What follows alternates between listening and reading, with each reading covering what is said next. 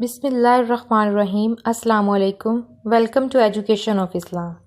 آج ہم بات کریں گے سحری میں اذان تک کھاتے پیتے رہنا کیسا عمل ہے اور احادیث میں اس کے بارے میں کیا روایات آئی ہیں۔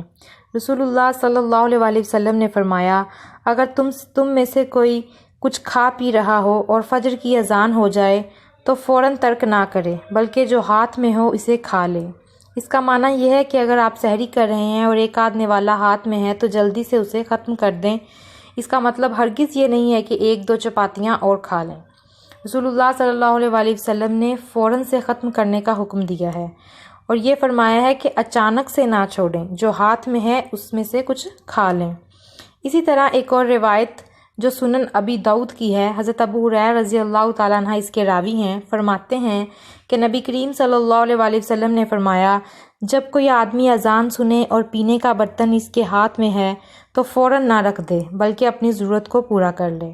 یعنی اگر کوئی شخص پانی پی رہا ہے یا چائے پی رہا ہے اور اذان شروع ہو گئی تو فوراً سے اس کو نہ چھوڑ دے، بلکہ جتنی ضرورت ہو اتنا پی لے، اپنی ضرورت کو پورا کر لے۔ یہ تو تھی احادیث، لیکن مفسرین نے اس کی تفسیر میں یہ لکھا ہے کہ یہ احادیث ان لوگوں کے لیے ہیں جو سحری میں لیٹ اٹھیں، جو سحری میں برابر صحیح ٹائم پہ اٹھے ہیں۔ ان کو چاہیے کہ وہ 5 منٹ پہلے جو ہے وہ کھانا ترک کر دیں۔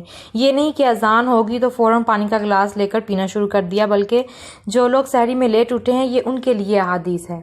لیکن اگر آپ کھا رہے ہیں یا پی رہے ہیں اور اذان شروع ہو گئی ہے، اگر آپ کے ہاتھ میں برتن ہے تب بھی آپ یہ حدیث اس پر لاگو آتی ہے۔ لیکن بہتر یہ ہے کہ آپ اذان ہونے سے 5 منٹ پہلے اپنی ضرورت، پانی پینا، برش کرنا، کلی کرنا، جو بھی کرنا ہے وہ 5 منٹ پہلے جو ہے وہ پورا کر لیں۔ تو یہ تھی آج کی ویڈیو۔ میں امید کرتی ہوں آپ کو اچھی لگی ہوگی۔ اگر اچھی لگی ہے تو اسے لائک کریں، اپنے دوستوں کے ساتھ شیئر کریں اور میرے چینل کو سبسکرائب کریں تاکہ ہر نئی آنے والی ویڈیو کا نوٹیفیکیشن آپ کو مل سکے۔ اگلی ویڈیو تک کے لیے اجازت دیجیے۔ اللہ حافظ۔